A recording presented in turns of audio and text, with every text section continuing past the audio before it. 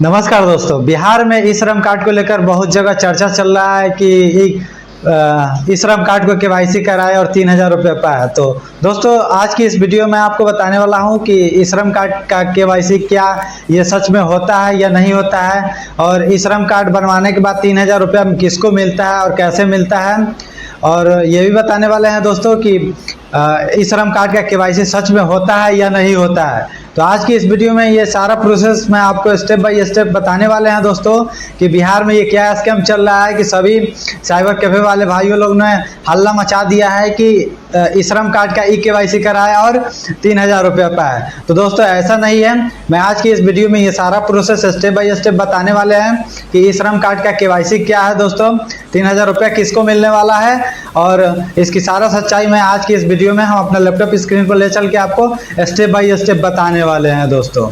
तो चलिए हम शुरू करते हैं इस वीडियो को। अगर आप मेरे इस चैनल पर नए हैं तो सबसे पहले मेरे इस चैनल को सब्सक्राइब कर लेंगे, बेल आइकन को दबा देंगे और अपने दोस्तों तक जरूर शेयर कर देंगे जो हल्ला मचाया है कि केवाईसी जल्दी कराएं। तो चलिए इस वीडियो को शुरू करते हैं। तो दोस्तों, हम अपना लैपटॉप स्क्रीन पे आ चुके हैं। सबसे पहले मैं आपको बताना चाहता हूं कि ई श्रम कार्ड केवाईसी क्या है। तो इसके लिए दोस्तों आप देख सकते हैं, यहाँ जैसे ही आप ई श्रम कार्ड का ऑफिशियल वेबसाइट पे आएंगे जो जहाँ से केवाईसी किया जाता है, तो यहाँ पे आपको सिंपली यहाँ जैसे ही आएंगे लॉगिन करके, तो आपको यहाँ एक देखने को मिलेगा अपडेट ई केवाईसी इन्फॉर्मेशन।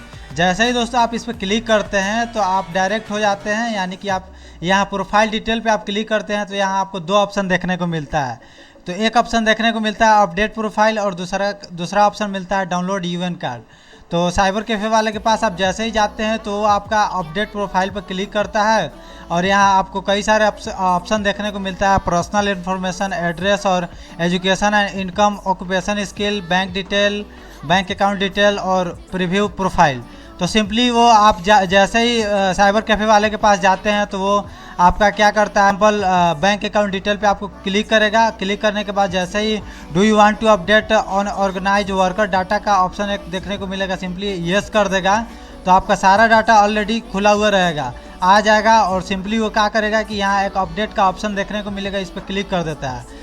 जैसे ही क्लिक करता है उसके बाद please continue to update the information और कंटिन्यू कर देता है। इतना ही कर देता है और दोस्तों फिर से जाता है प्रोफाइल डिटेल के ऊपर क्लिक करता है तो एक डाउनलोड यूएन कार्ड का ऑप्शन मिलता है, सिंपली इसी पे क्लिक कर देता है। जैसे ही इस पर क्लिक करता है तो आपका ई श्रम कार्ड का डाउनलोड करने का ऑप्शन आ जाता है और डाउनलोड करके आपको निकाल के दे देता है। इसी के लिए 100 रुपया 200 का चार्ज आपसे कर देता है। तो दोस्तों ये कुछ नहीं हुआ, ये ई केवाईसी का ऑप्शन नहीं हुआ, ये सिंपली आपसे फ्रॉड की।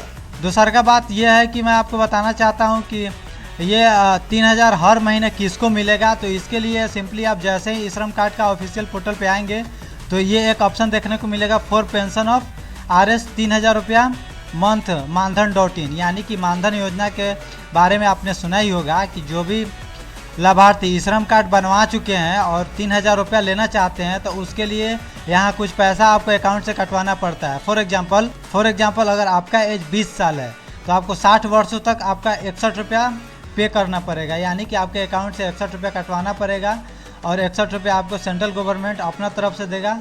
तो टोटल पर मंथ 122 रुपया हो जाएगा, ये आपको पर मंथ कटेगा। जैसे ही दोस्तों आपका एज 60 वर्ष हो जाता है उसके बाद दोस्तों आपको 3,000 रुपया मानधन योजना के रूप में, यानी कि पेंशन के रूप में आपको दिया जाएगा। तो आपको पता चल गया होगा कि ये मानधन योजना और 3,000 रुपया किसको मिलेगा। इसके लिए दोस्तों आपको पेमेंट पहले कटवाना पड़ेगा।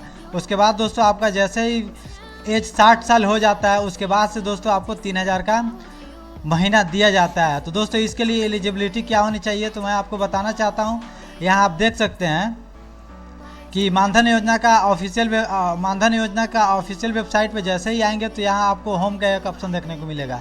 जैसे ही आप इस पर क्लिक करेंगे तो आपको यहाँ एक पॉपअप देखने को मिलेगा, सिंपली आप इसको कट कर देंगे तो नीचे की तरफ थोड़ा सा स्क्रॉल करेंगे तो आप यहाँ देख सकते हैं प्रधानमंत्री श्रम योगी यानी कि मानधन योजना का एलिजिबिलिटी यहाँ बताया गया है फॉर अनऑर्गेनाइज्ड वर्कर, यानी कि एंट्री एज बिटवीन 18 साल से 40 वर्ष के बीच में आपका एज होना चाहिए, तभी आप इसका मानधन योजना का लाभ उठा सकते हैं। और monthly income up to RS 15,000, यानी कि 15,000 रुपया से आपका ज़्यादा मंथली इनकम नहीं होना चाहिए, तभी दोस्तों आपको ये मानधन योजना का लाभ आप ले सकते हैं दोस्तों। तो मैं आशा करता हूं कि ये आपको समझ में आ गया होगा कि प्रधानमंत्री श्रम योगी मानधन योजना। ये भी बताना चाहते हैं कि क्या सच में केवाईसी कराना ज़रूरी है। तो दोस्तों ये सच में केवाईसी कराना ज़रूरी नहीं है और केवाईसी कराने का कहीं ऑप्शन भी दिया हुआ नहीं है। तो आपको पता चल गया होगा कि साइबर कैफ़े वाले ने झूठ मूठ के हल्ला कर दिया है कि आप केवाईसी कराइए, आपके अकाउंट में 3000 रुपया मिलेगा। आपको ये भी पता चल गया होगा कि दोस्तों 3000 रुपया आपको कैसे मिलेगा दोस्तों। तो पूरी सच्चाई आपको समझ में आ गया होगा। मैं आशा करता हूं कि ये सारा प्रोसेस आपको समझ में आ गया होगा दोस्तों। अगर आपको ये वीडियो अच्छा लगा हो तो सबसे पहले आप अपने दोस्तों तक शेयर ज़रूर करें, जो कि ये फ्रॉड से बच सके कि केवाईसी कराना है ई श्रम कार्ड में, और अपने दोस्तों तक ज़रूर शेयर करें।